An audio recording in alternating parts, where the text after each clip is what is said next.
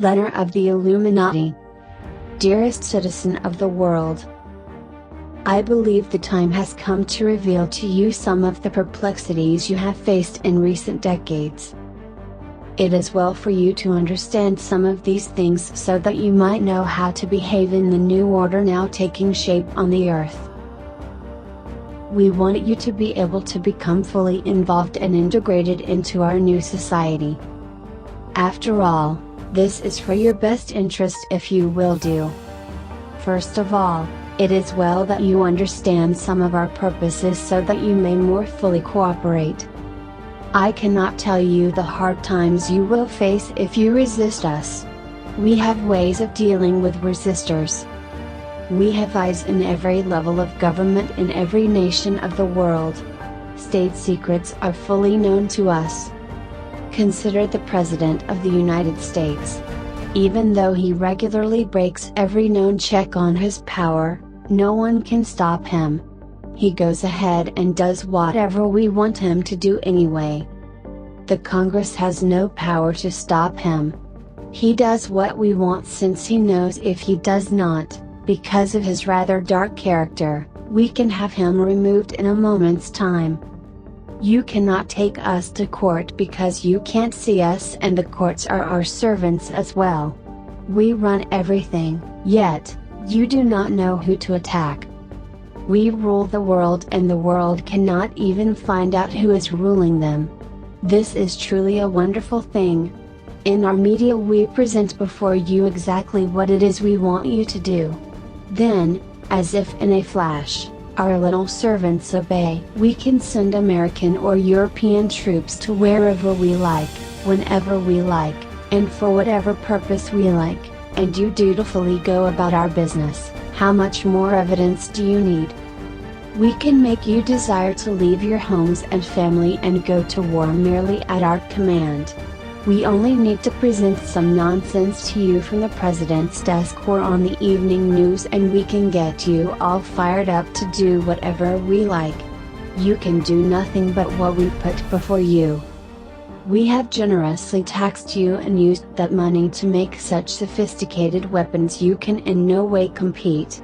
Your own money has served to forge the chains we bind you with, since we are in control of all money. Some of you think you may escape by buying some land in the country and growing a garden. Let me remind you that you still pay us ground rent. Oh, you may call it property taxes, but it still goes to us. You see, you need money no matter what you do.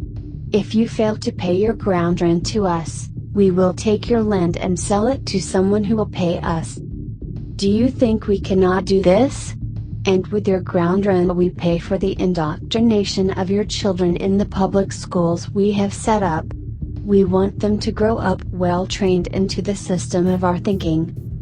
Your children will learn what we want them to learn, when we want them to learn it, and you pay for it through your ground rent. You may doubt that we own your children, or have such control, but you will find that we do. We can declare that you abuse your children when you spank them and have them confiscated. If they do not show up for school indoctrination, we can accuse you of neglect, thereby giving them to us. Your children are not yours. They are ours. You must inoculate them, you must bring them to our hospitals if we decree, or we will take them from you. You know this and we know this. Through our electronic commerce we are able to see where you are, what you are buying, and how much you have to buy things with. Through the internet and other sources we can even know how you think and what you say. It is not especially important to us what you believe as long as you do what we say. Your beliefs are nonsense anyway. But if you think you have a following, and we perceive that you might be somewhat dangerous to our agenda, we have ways to deal with you. We have a Pandora's box of mischief with which to snare you. We can have you in court so long you will never get out. We can easily drain away all your assets over one pretext or another, the form of taxes. You do not have this vast supply of wealth. We know how to divide and conquer, Have we not brought down rulers of countries through our devices? Do you think your tiny self will be any match for us? We supply your fuel for your cars. We can turn it off whenever we like, claiming that there is some sort of fuel shortage. What if your car breaks down? You cannot get parts for it without us. We supply all the money you use. At any whim of our desire, we can stop the money supply or cause a complete crash altogether. We can then order the president to declare all money worthless and that we will have to have new money.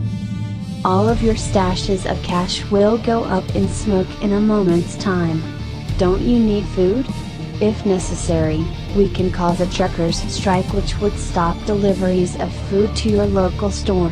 We can starve you whenever we like. You only have food because we have provided it to you from our table. During the Great Depression, we controlled the food. We heaped mountains of food behind fences and let it rot. The hungry were then made to work in our labor camps even though there was enough and more to feed them. Do you really think you can beat us? You say you will hoard gold coins so you will still have money in the time of the crash. We can simply pass a law which outlaws the possession of gold as we have done in the past. If we find gold in your possession, we would simply confiscate it and put you in prison for breaking the law. We use the nations for what we want to use them for. Everyone knows that they must yield to us or die. Fortunately, we have had a few resistors such as Saddam Hussein and Slobodan Milosevic that have been helpful in showing the world leaders what we will do to them if they do not submit.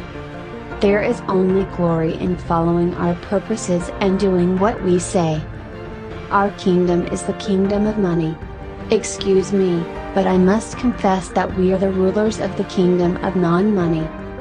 You must see the humor in that statement. We have given you a piece of paper or some numbers on a computer screen that we have termed money. It is backed up by nothing and proven by nothing but what we say it is. We create it from nothing, we print it, we loan it, we give it its value, we take its value away. All things that have to do with money are in our hands. Think of it, what is it that you can do against us without money? If you try to resist, we can cancel your credit or freeze your accounts. Your cash is easily confiscated. We have made so many rules in the realm of living that you cannot live without money. The only war crime there really is only involves the crime of being against us. Anyone against us is violating our law. As you have seen, when someone is for us, we do not care what they do. Was not Nelson Mandela a bomb-holding terrorist who killed many of his enemies? We made a hero of him.